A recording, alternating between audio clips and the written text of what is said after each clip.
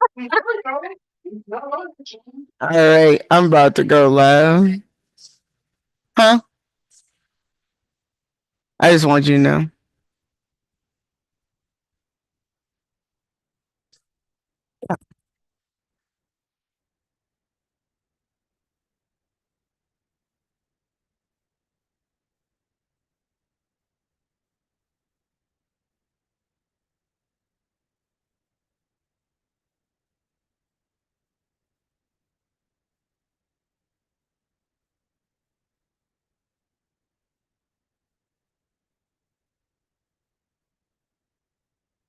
Hello, everyone. Welcome to another First Sundays with Black Poet Laureates. Tonight, you are going to hear the voices of myself as well as the one and only Henry L. Jones.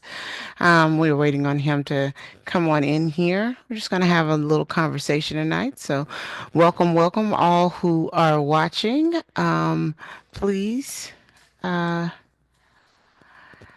Tap in via YouTube and share your questions, thoughts, concerns, all that good stuff as we have our wonderful conversation tonight. It's going to be just a short little conversation between Henry and I, but I think it'll be good. Henry's got some new work happening.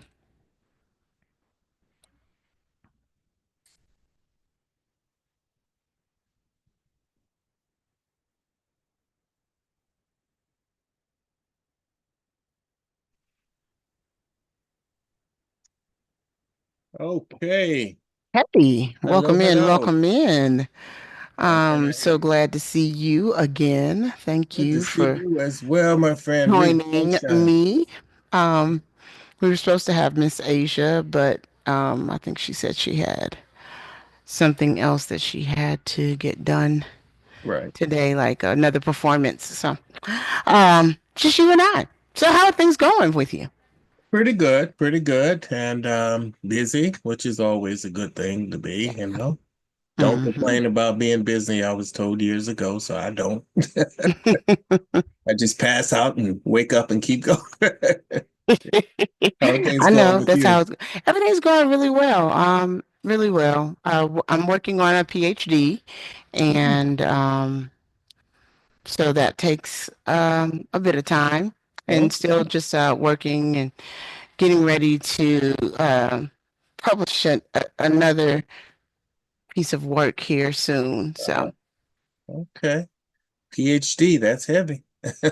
oh, it is You need more definitely. PhD representation from what I understand, though. When I We was in do. We class. definitely do. I am the well, no, there's two of us. There's two women of color in the program. Oh, wow. Um, and of course, I'm in education. There's more in other areas. I know there's a couple of ladies getting their masters in poetry Okay. specifically, or creative writing with a Right. concentration in poetry specifically. Um, and I have a class with them, but that's just a master's, none on that PhD pathway. So And what is your pathway? What is, I'm doing children and young adult literature. So what I'm ah, reading tonight is actually a little piece of the book that okay. I'm writing. So Okay. um, we are. I am trying to write a novel in verse that utilizes academic language, especially math language, without being cheesy and overbearing. So, Are you familiar with the SpongeBob story? the SpongeBob story, no. Well, are you familiar with SpongeBob SquarePants, the cartoon, first of all? Yeah, yeah, Yeah, absolutely. yeah. Our kids used to love that. And I'll peek at it, I'm serving, I say, oh, there's SpongeBob. Yeah, I've seen that. The creators of SpongeBob wanted to make a show that was interesting Mhm. about marine science and make it geared toward children. And I have to retell this because this is the third time, well, twice last month, and this is the third time I've told it this year. And what it was is I don't remember who convinced them, "Hey, this is boring. You need to kind of change it," because these Hmm. are kids. And a biology major and someone that wanted to go into marine biology, because I've always loved the water and swimming, they find a way to accurately give information about marine biology. It's pretty amazing These while kids' entertaining the vocabularies. children. Yeah. Yeah, So yeah. that knowledge slips on in subconsciously. And I bet some of them go, "How do you know that about starfish?" "I watched a lot of SpongeBob." So it Yes. would be a great introduction. So what you're talking about doing, I think that's something that is going to impact a lot of youth. Yeah, done right. Yeah, I mean, that's the hope and prayer. I'm a math geek. Anybody who knows me knows that, knows how much I love math. And Hmm. I often find that, especially when kids get to high school, they struggle with the math because they are not strong at the vocabulary. Hmm. And so, Makes sense. if I can write some stories that they want to read, that they can kind of immerse themselves in it, and Mhm. it helps them understand that vocabulary better, then you should be able to see them be able to do better at their high school level math. So that's where we're at. We're getting there. Yeah, I remember um, we had these various pneumatic devices to memorize things. You remember all that? Oh, yeah, And yeah. I wonder if students even use those now, but Well, funny you should say that. I'm reading a book for one of my classes, and in the book, it's called "Punished for Dreaming." It's mm, by Bettina Love, I love that and title. she really talks about the history of Black or education for Black and Brown students, and so she talks about the creation of KIPP. I don't know if you've ever heard of KIPP charter schools. No. It's KIPP. There's several of them, like in Nashville, I think. Okay. But KIPP charter schools, um, excuse me, Bless you. Bless you. um, the KIPP schools were started based off of, well, they were started by these two young white men who had gone through Teach for America. Hmm. I've heard of But that. what they did was they had asked an older black woman who was successful in her classes to teach them what she did.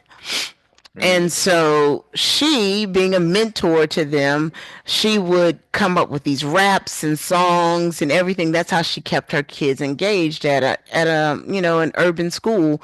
hmm. Um, and she was an amazing teacher. Like the kids, she didn't have problems out of kids. Kids wanted to be in her classroom. She showed love to everybody, and they started this at this point $1 billion company off of the songs that she was teaching Mm, and the motto that she had taught her kids hmm. and never, I mean, they give her credit but they never actually shared the financial with her. There you go. Yeah, and Yeah. when that misappropriation happens, Hmm. sometimes the name is not even mentioned. They're like, "Yeah, we Yeah, just now came they up they with this." do they do Yeah. mention her name and and Mhm. and the guy who's still involved, he gives her a lot of credit, but her children, Mm. like there was a time where they showed up on Oprah, they didn't take her, and she was just like heartbroken because she wanted to Yeah. meet Oprah, and like she talks about this in the book, just about how we tend to have these amazing ideas, but we are not monetizing our ideas as much as somebody else is coming along and seeing our worth and seeing the Mhm. worth in what we do and then Yes. monetizing. Yeah. And I've heard creatives say that, for instance, to be paid for something or to ask for a fee in some type of way ruins your creativity, which is absurd to me. No, It's it very doesn't. absurd. You go to a Beyonce concert, Hmm. You pay for her Prince, creativity. think You of do. all these concerts that people go to. I've never heard them say, "Wow, these ticket prices are going up. That's really ruining my music." No, I mean, and No, nobody has a problem paying for their creativity. I mean, that exactly. last tour that Beyonce did, I mean, people were putting up their mortgages, to pay for Wow. tickets. You know Yeah, what I mean? I don't keep up with the ticket price, but I've heard that we It was had, outrageous. yeah, It was Taylor definitely Swift and all outrageous. these. And I'm Yeah, they come like, through you're a there. billionaire, so Yeah, you don't need to charge that much for tickets. You right, can, and so right. people are paying it. And But they will. They will pay. They will pay. mm-hmm, And unfortunately, there's okay, there was not an arrangement perhaps between this woman and those two guys, but mm-hmm. there are times when when you must do right. Exactly. And You that's know the what I thing. mean? She told Because them they that she wouldn't was be where they okay. were without her and her Right. information. And she told them, she was like, it's okay for you to use these. I just need you to give me the credit for it and things like that. But then, she ended up passing at 64 years old, Oh, great. from heart trouble. Mm, And, like her son said, there should have been a university for her to teach her methods to all of these teachers that are teaching KIPP right, schools all over America. right. Bill and, what's her name? Bill Gates Foundation gave Mm-hmm, so much money. Bill Walton. mm-hmm. They closed Walmart stores and put billions of dollars into these schools. Wow. Um, Billions. and Wow. billions, yeah, because that's what education is. It's really about Mhm. making money, but Yeah, that's what it this is. class is all about. So it's kind of fun. It's fun seeing it, but it's also, you know, eye-opening that when we do things, we need to hold on to it and we need to Yes. monetize it. Yeah, We need to get our Uncle Ben on. Our, right. And educate ourselves about intellectual assets. yeah, and intellectual That's property. right, Yes, because because if somebody comes along and says, "Hey, you came up with this method, we want to use it, and we want to start a Mhm, school with it," then right. I need to get a lawyer. And At this there point. you go. It doesn't need to Exactly. be like, oh, I love y'all and y'all were my little Mhm. mentees. Yeah. Just give me credit because they'll do that. They'll give you credit, Yeah. but they also live in mansions while you can't pay your bills. There you go. So, There you go. And it would be sad to find out after she passed, they had to pass the bowl just to bury her. mm-hmm, yep. Wow. So yeah, it was kind of crazy, but it was eye opening because this is not the first or the last time that this will happen to a person of color who Yes. has an amazing idea. Yes. And so just arming ourselves with the knowledge that when we do have great ideas and we do things that we are, doing the copyrights, that we are doing the patents, that we are doing Exactly. those things Right. because otherwise somebody comes along and takes Yes. those rights. Right. Right. And we live in an age that accessibility, there's no Hmm. excuse now. You can look up and read about copyright and everything. Yeah. Yeah. Yeah. So now what's going on in your world? I started a open mic, a Mm. monthly open mic, and last month was the third month, and it was standing room the first month. Was excited. Second month it died down because what was it? It was some event we figured out because that the place is it's a coffee house called Just Love um Coffee Cafe in Hendersonville. And this is the first time that the city has had a monthly open mic. I had people coming from far away. It's Murfreesboro, which is about an hour, Nashville, Henderson, and I loved it. And people told me how much they appreciate it because, you know, these poets had a home now. And Yeah. So when is this event? it's the fourth Thursday of every month. Yeah. Fourth Mhm. Thursday. And what I'd like to do is eventually work it out where I have a combination of hybrid and in person, because that to me is the future, as COVID showed us, where Hmm. it enabled us to connect with people in different cities and states and countries and so forth. So, and I still keep in contact with some of those people. So it would be fabulous. For instance, feature you, from the comfort of your house. have a big screen TV or whatever, and say, "Hey, this is real sunshine," you know, and people would Oh, that'd be enjoy it. lovely. Yes. So that's one of my But future. I'm not that far away either, so That's true. there's That's also. true. Yeah. And I've told you, if you come here, we just have to set you up in numerous places, make your trip worth it. Yeah. Yeah, I definitely, would love to because I used to do long, long time ago when I was much younger. Um, I would do Love Noise, which started there in Nashville. Hmm. And I Hmm. would come down. I think I opened for Macy Gray um, Oh, sweet. one year for Love Noise. They did a recording and I participated in that. And then, just died down on coming to the Nashville scene. But Right. Right. yeah, absolutely. So working on a film that's coming along, some anthologies for local, Okay. and some other anthology projects in the Nashville area. Um, what else? What else? Publishing, exhibiting. I just closed out a few exhibits. So, And you have a so new book out, right? yes, that's coming, and it got the pre-orders, and people are excited. And this 3 years ago, yeah, it's coming. And now when I look at it, it's, oh my God, Rhea, it's over 200 pages. But I said, whatever you gonna do it, do it. Yeah, yeah, exactly. Because I was like, this gotta go, this gotta go. And I said, okay, you need to stop. And I was like, oh my God, that's quite a bit. And I said, well, we don't live forever. And Nope, if we don't. something happened to me, this would be a great representation to leave behind. I So love it. I'm good with it. And I well, you're working on the book. You know how people say, when's your book coming? And one thing I've noticed is that some people's books, they may be 30 to 60 pages, you know? Hmm. And like Yeah, that's those chapbooks are small, yes, but a full yes. length project Uh, takes a thank lot of you. time. Takes a Right, lot of right. work. Yeah. And making sure that the editing, I've had other editors read it and readers to look over it, and they found stuff, fresh eyes. And so, because I don't want to put something out there I'm ashamed of. Right. Yeah, Mm. absolutely. I want to say I want to find and use the best words to describe what I'm trying to say. And that takes time. Yeah.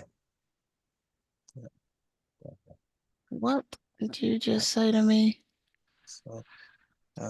So today we're more like a talk show, a two-person talk show. Two-person talk is more like Yeah. more like my podcast. Yes. Yes, yes, yes. Um, I absolutely, I love it when I get to have two and then I get to ask questions, but hey, here we are.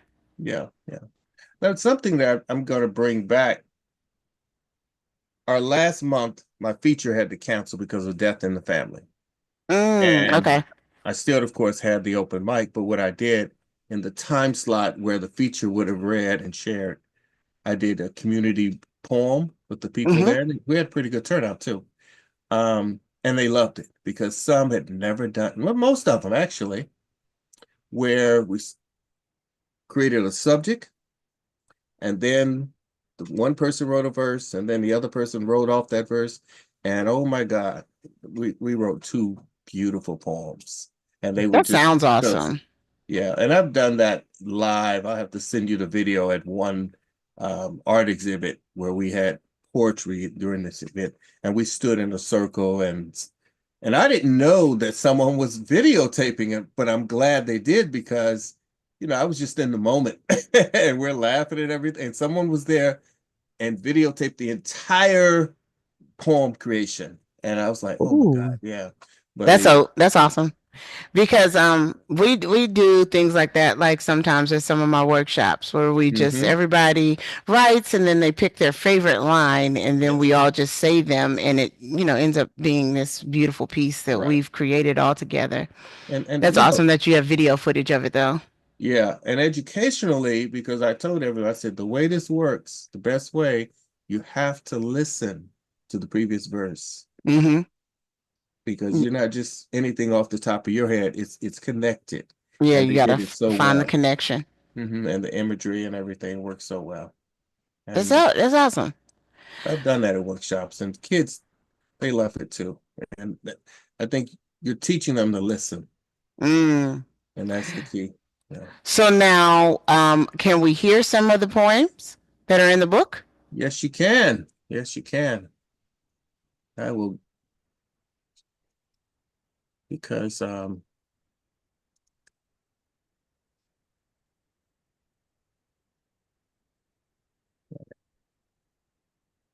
I think I'll read about 20 of them right now today. No, You're gonna read 20 of them. no, no. Okay, I'm so don't think we got time for 20 there, Henry. I said that at a reading. I said, "How much time do I have?" And the host, she said, "Take as much time as you want, read as long as you want." And I said, "You don't have poets here often, do you?" Because I said, Right. Don't tell us that. We'll be reading poems no, for no. forever. Yeah. Here, this poem is titled "The Past."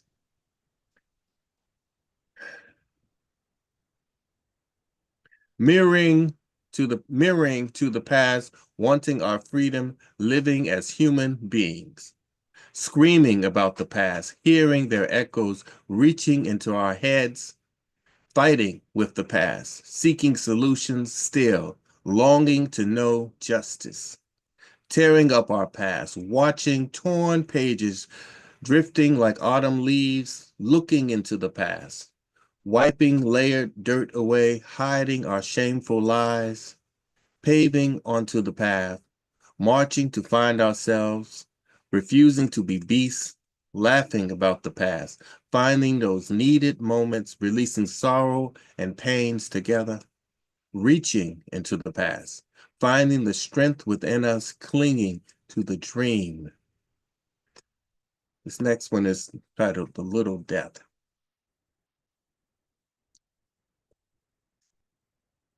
My truth is filled with pain and joy. Stale memories keep their smell up my nose like a lingering funk of death clinging onto nostril hairs as pickled grief attempts to suffocate my emotions, deliberately taking my breath away. Is in disbelief, not wanting to fully accept my loved one is actually dead. I've had problems not embracing fake hugs of comfort from others, saying proudly, in a better place now, while thinking perhaps I'm not alone. Everything I'm experiencing is nothing but a terrible nightmare where I'm lost along the twirls of night to find my way back into my restful head again, awaiting. Happy images and thoughts of an old lover or lucid fantasy of a new one, where I'm awaiting lips and looks to pull tightly on my desires until I'm floating in my lover's arms, a mouth of seas to drown me with kisses, and I try to deliver each ounce, adding to the salt and flow, only to find the next morning the tracks of our joy staining the pattern and folds of the sheets and comforter with a wetness and a different funk, which are perfumes the aroma of death clutching still in my head. I no longer can distinguish between the smell of formaldehyde and the unwashed clothing. I sleep with each night since your death. I wanted only to remember your face and scent, but they took those away. When I close my eyes, I see you, still sleeping and late for work. You quickly jump out of bed, then rush for the doorknob, stop to give me a tight hug and wet goodbye kiss, and then you're gone. Yes, you're gone. Wow. Beautiful. Absolutely beautiful. That, thank you. Um, there's one more I'd like to share. I've divided up. I had this we spoke of chapbooks. When you have a chapbook, you could just bring forth numerous poems. They don't have to be in sections, chapters, and so forth. But for my first book, my other book, it wasn't my first, my other book, Running the Blackness, I had specific chapters. And when starting this book, I said, oh, I'm going to cover the same type chapters. And I have cultural identity, love. But then I brought in what I called connections, poems, experiences, moments that we connect, whether on spiritual, physical, whatever ways. And Okay. so those two poems, for instance, are from my chapter Connections. Connections. I like that. Yeah, I can feel Yeah. that. Because, It I fits. think the chapter headings are just as important as the poems themselves. Mm-hmm. Because I always say if we use words that confuse us, confuse readers, well, we've lost them already, you know. And but connections, and I want to read The Dancer. Okay. The wind seemed to lift her body through the air like a bird in flight, grace streaming along her back. The dancer, this goddess, controlling the ripples of strength, feet gripping poses, pointing at coordinates where expression lands, telling a story with each move, unfolding images from words.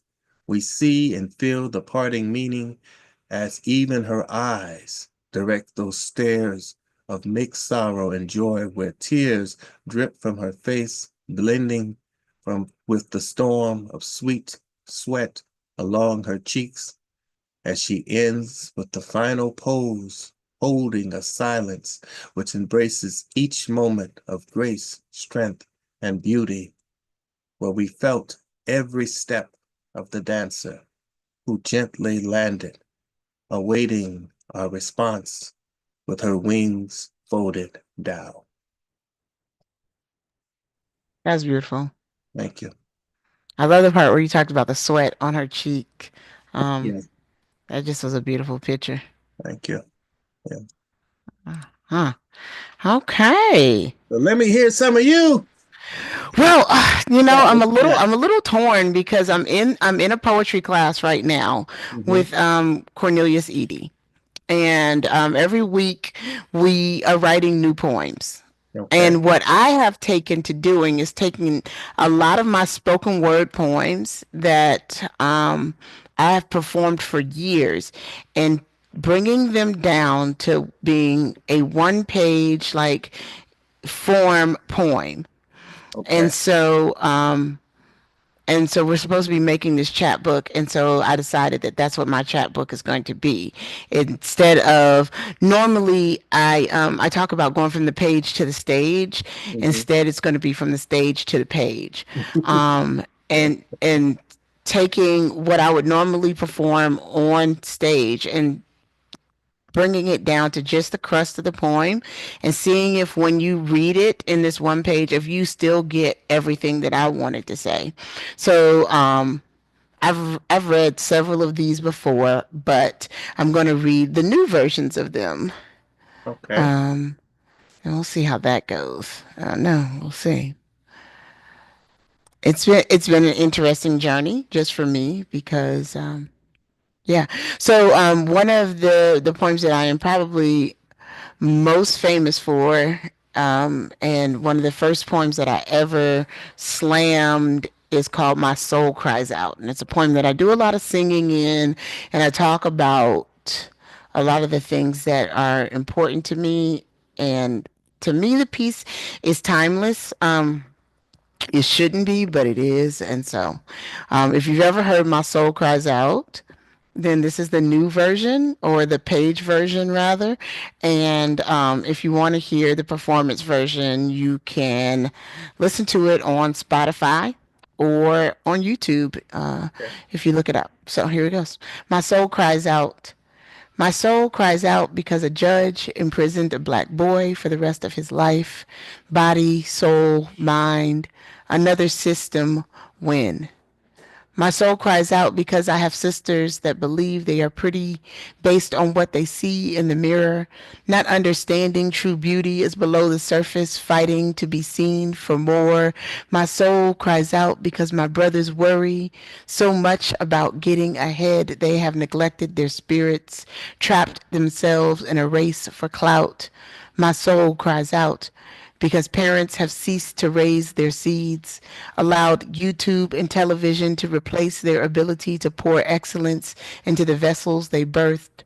My soul cries out because education is more than the four walls of a college. It is heart and sound, respect and perseverance. Can you hear the sound? Are you crying out too? What will we do? How can we be heard? My soul cries out for change, hope, and joy, something more than what we see, mercy and peace, exceptional and real connections that allow us to sing. Love it, love it, love it. And that's the condensed version. That's the condensed version, yeah. Wow. If you had to condense that more into a haiku, Oh my gosh. Now you're pushing it. This is like a 3 minute and 20-second and people poem. feel Like, the emotion, that the pathos, as they call it, and all that, oh man, I don't know. But I mean, that's a challenge. Like taking a spoken word piece and bringing it all the yes, way down to just a haiku. That's yeah. definitely a challenge. I think I've heard that. I think I've heard that piece. You recite that piece before. Yeah. Yes, because it sound. I had this sense of familiarity, and I like what you're doing here. Yeah, what you've done. Yeah, yeah. Okay, and then let's see. Um, oh, where is the other one? Hmm.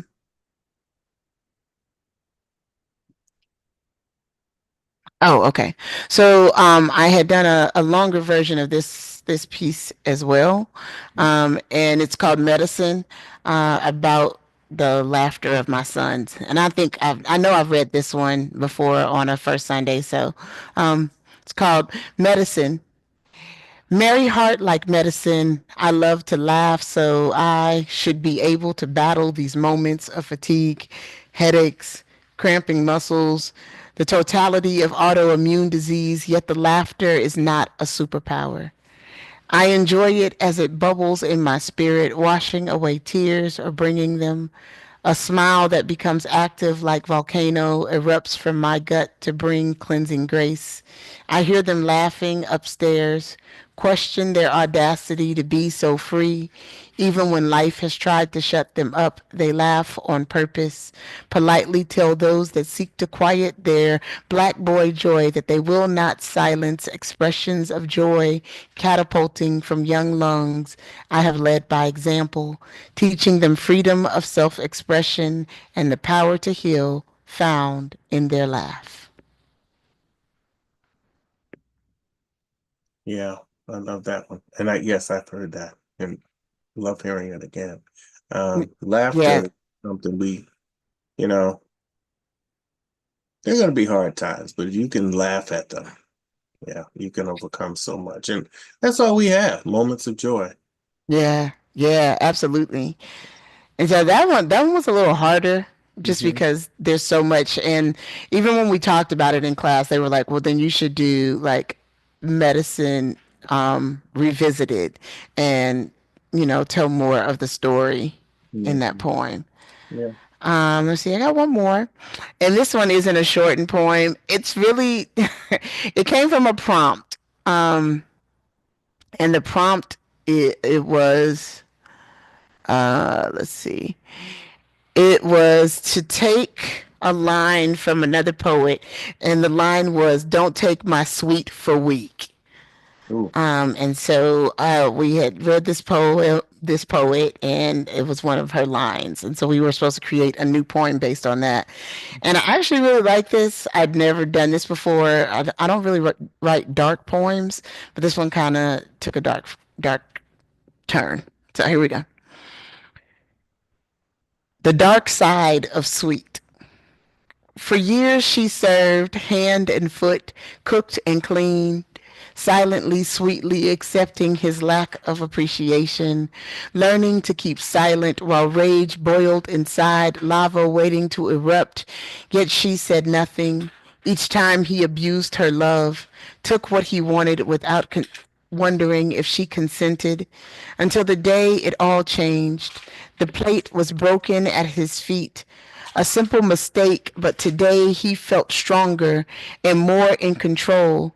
Today he would let her know that although she was sweet, he would never stop being the one holding the power. So he finally took the dive. Open handed, he struck her while she knelt down, picking up the pieces of the plate and her dignity. You are nothing, just one mistake after another, and I, no more words, no more breath. Plate shard in his neck. Last words he heard. Don't take my sweet for weak, as she finished cleaning and walked away. Mm. That the visuals, just I mean, it's like I was standing there in the room watching this. Um, I have a friend, she's an actress, Monica Hyde Collins, and film and stage. And she sent me, you know how you on Facebook you have these memory things, and she sent me a film, a short film that she did with Clark Harris. It was a 48-hour film. I'm trying to recall the name, where it was an abuse situation. And she's known, I mean, they're both fabulous actors, but she's known for tapping into the emotionalism of a character. And, Mm, and when I first started looking at some of her films, that film was one of them. And I was like, oh my gosh. But it reminds me of that because of the emotionalism of it. Because it was that type of film, a woman's had enough. Like, yeah, so I was just no trying more to tap. I was chicken trying to tap ears. into Yeah, that, yeah, and I don't know why that prompt, yeah. took me to this scene. It just, but I was actually really proud of myself for going somewhere I don't normally go, like and Wonderful, wonderful. And you and did it well. finding a dark poem out of something. So And the visuals were just, oh my God. Did you go through, when you write something and someone's like, what? Did you go through that? Because it's yeah, visuals are so powerful. Or did you see your mother go? They have to know. Well, sometimes it's just your imagination. yeah. And And and the when great thing about it. creativity hits your Yes, imagination, yes, you can make some things happen. exactly, exactly. And you're speaking for those, which is our job, who don't have a voice. And I think you Yeah. did that well. Well, thank you, Not thank you. inspiring them to say cut his head off, but well, I've read Rhea Sunshine's Did you know? poem. Did you know I that was sunshine inspired in his neck? to have her on CNN. Rhea, you were mentioned on CNN. Some woman snapped and cut her husband's head off. He said husband's She head said off. she got the idea from this poem you read at First Sundays with the Black Poet Laureate. Exactly, exactly. So let's just put that out there. We're not encouraging violence. There's help, and that's timely too. It's Yeah, not to laugh about, but this is well, it was. This is on the tail end of Domestic Violence Awareness Month. So, um, but sometimes people snap. That they happens. do. Yeah. We have watched plenty of episodes of like twisted crimes where people like do Mhm. all kinds of crazy stuff. You Yes, never know. that's And true. one of my friends, or one of my poet friends, she said her daughter said, "Well, you don't know if he's crazy enough to kill you until he does it." And I was like, "Oh, Hmm. That's that's a that's a lot. That's a poem right there. A right." verse, a verse to inspire a poem right there. Yeah, yeah. Wow. Her Or vice 16 year versa. There's some women. yeah. So hey. Yeah, her 16-year-old daughter told her that. And I Oh, was like, yeah, "Whoa, that coming soon. okay. 16. Yeah. That's quite a way of thinking about it." I Yeah. guess you don't, but you think there'd be some signs. Something. Yeah. Yeah. Yeah, yeah. Yeah. So these days, what is inspiring your writing? Mm. I, I I believe I'm still inspired from people, and I'll talk to practically anyone whenever I Mm-hmm. start a conversation and all. And I don't tell people, oh, I'm a poet. I don't even mention my creativity. And people will tell me some of their life stories or just everyday things, you know. And when I listen to what people are saying, there are certain I see the images that they're talking. Some people don't realize it's very visual in their description. Mm-hmm. And when they're telling me those events or that experience or something, you know, reliving something, I'm there at the moment. And I think that's because I'm an avid reader, so I like being taken, transported away somewhere. And those type of things still inspire me. I have not been inspired to write anything about Trump. And but some of the things he's trying to shut down, I have written about. So, Right. Okay. but I would not. No, I have not. I was gonna say maybe if I was a political cartoonist, paid to do it, of course I would do it. But Uh, it's people dreams and our foreseeable future, trying to get people to see our world a different way and get up and do something. And you? this world that's all around me is always inspirational. But lately, the most inspiration comes from the three people in this house with me. So, Yeah, yeah. I get inspired by my husband and my boys quite frequently, just because they, um, love, Hmm. and love is inspiring. Very much. So I'm inspired by just the progression of love, the growth and learning self and realizing and understanding what love is. Hmm. So Yeah. that, and then these classes are bringing about a different type of inspiration because Like I'm learning a lot of poetry. history, Okay. especially the history of education. And I have not written yet about some of the things in the books that I'm reading and some of the discussions that we're having in classes, but I am inspired to write about those things. And you My don't even jot down a little side note or anything? Yeah, that's what I'm doing. It's just like jotting down. I'm constantly writing these notes that'll one day coming together to be this piece about like education and just the educational system.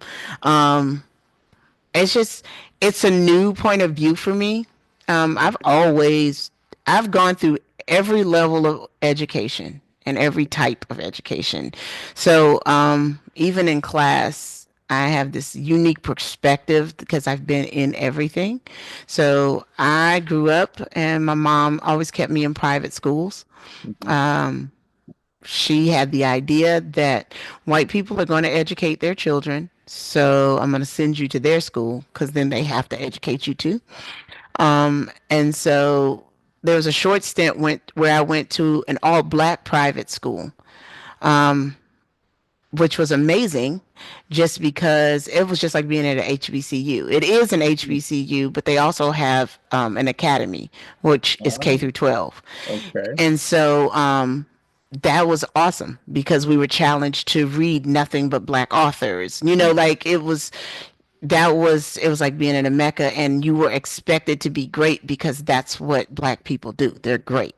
And so the expectation was high. You did well, you were great, you were exemplary because we black, that's what we do. And so but it was still a private school. And so I went to private schools K through 12. That was me. Wow. Then I went to PWI, you know, college. Mhm. Um, when I worked in the school system, I worked at an urban school, then I worked at a charter school, then I worked at a suburban, wealthy district. Now I'm back in collegiate education, and so I have an understanding of what is happening at each level, like Mhm. the good as well as the bad. And so a lot of times when I'm reading these books, all that's highlighted is the bad, and sometimes there are good things happening. School choice, I'm not necessarily against it. I'm also a parent that chooses to homeschool my kids, so school choice is a good thing for me. My parents exercised school choice by sending me to private school. I worked at a charter school where several parents chose to send their kids there. Mhm. But I also worked at public school, and I worked at an amazing public school, inner city public school that was awesome. And I tell people all the time that's where I learned to be a great teacher, was at that school. Mm. So I see great public schools, I've seen great private schools, I've seen, the positive and the negative of charter schools. Yeah. It's just, you know, so I have this unique perspective. And so I think trying to work my way around my perspective, as well as knowing the history of just what education in and of itself has done to black and brown children, Yeah. that's also Yeah. a big deal. So, Yeah. Yeah. Our children, I went through public school. We homeschooled our children some hmm because they love learning and we taught. And when they got to school, they were ahead already because they started learning early. hmm I visited schools here in Hendersonville, and then as the poet laureate, I went back to those schools. Parents' Day, things like that. yeah, And they would invite me back with the poetry, with the art, and in Hendersonville, when we were looking around for cities, we heard it had a good public school system. gotcha. There were private schools.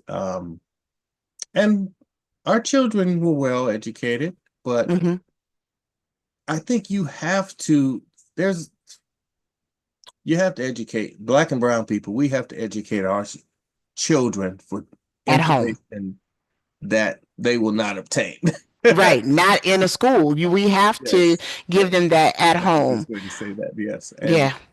so that's something we've done, and that whole socialization thing. I don't know. I think that if you are a social person and you homeschool your children, Your because you kids are going to be social. exactly because you Exactly. students that go to regular school that they're not interacting and all. Well, that sounds like they're socially ostracized, whether themselves or from others. But socialization is socialization. Yeah, and these days in schools, kids don't really get social time. They can't even sit with their friends at lunch, There you go. There you go. right? And it's so focused on the test that, Hmm. they are not getting true social moments where Exactly. they're actually interacting, which is why you still have these fights happening at schools, and Yeah. bullying happening in schools because the kids don't know each other. And No. And so, you know, don't take the time. And right. but they are extensions of us. If you think about that in terms of, hmm oh, I've got this black friend. Do you know that person? Do you know anything about that? Has the person ever been to your house? If you compare your so-called black friend with your white friend, oh, how come you didn't invite your black friend over That there? say that. Yes. But you just want to say you got that type of friend. Uh-huh. But You're they're not not really a that friend. type of friend. Right. For people of convenience, I call it. Mm-hmm. But A we got friend a of lot of education. convenience. Yeah, top to bottom, top to bottom. Yeah, Absolutely. yeah. But you sound like you had a lot of wonderful, and that's still continuing to have a lot of wonderful educational experiences. Yeah. I am definitely enjoying the process of this PhD right now. We'll see. Next semester is all my statistics courses. That's why We'll statistics. see. I don't care what level. I've heard people. I'm taking a statistics class. It's whooping my butt. I'm like, what do they do? I know It's they got the never bell bothered me curve and much, all but this other stuff, but what is it about statistics? Well, Oh, the thing about statistics is it's not real math, right? And so statistics is based off of what you want it to be based off of. And I used to use this example even when I taught, and I would tell kids, I can make stats prove whatever I want it to prove. mm, And I would give them the example of the statement that says there's what is the statement they always say is that there's more black men in prison than there are in college. mhm, But you have to look at the demographic. You have to look at where they're pulling the data from. So when you look at black men in prison, you're looking at starting at age 14 tends to be all the way up to age like 70, right? And so you're looking at a much larger group of men. And when you look at black men in college, you're looking at 18 to 26.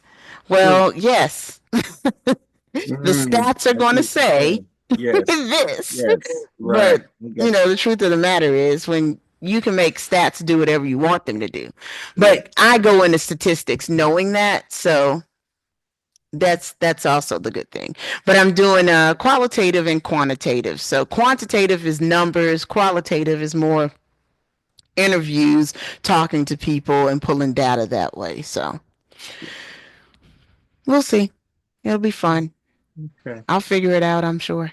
Uh-oh. Sound like you foresee a rough time. Like you won't be seeing me, you guys, because I'm taking statistics. So you're gonna see me on first Sundays and first Sundays only. That's every time you see me, and I'm gonna have like 6 questions. And we're gonna be Mhm. done by 7. It's gonna be Oh like my boom, God. boom, Get we back to done. work. Yeah. I gotta get back to work.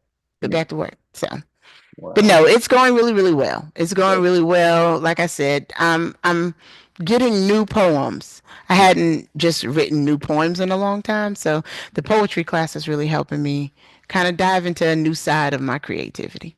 Good. Good. Yeah. Yeah. I know with this new book, Black Skillet Blues, Poetry Without Cornbread, I'm still, as new poems are written, I get this desire to put it in there with the but I had to shut things off.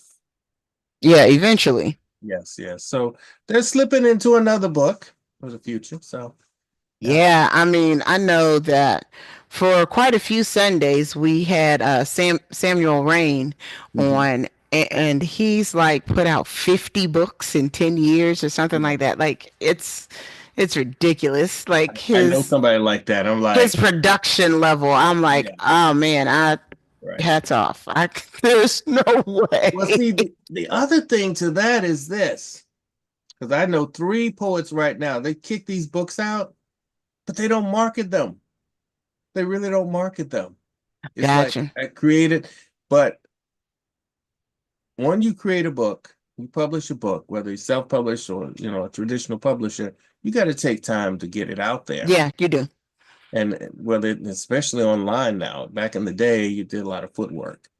Uh, Yeah, but now, I mean, you can get it out there yeah, online, and once you just got to get the right people yes, to like it, and yeah, then do a TikTok on it, and then you're done. Like right. you get the That's right person to TikTok your book, and you're hmm famous. So exactly. All of a sudden, well, I've been doing this 30 years, 40 years. You're like, what? Yeah.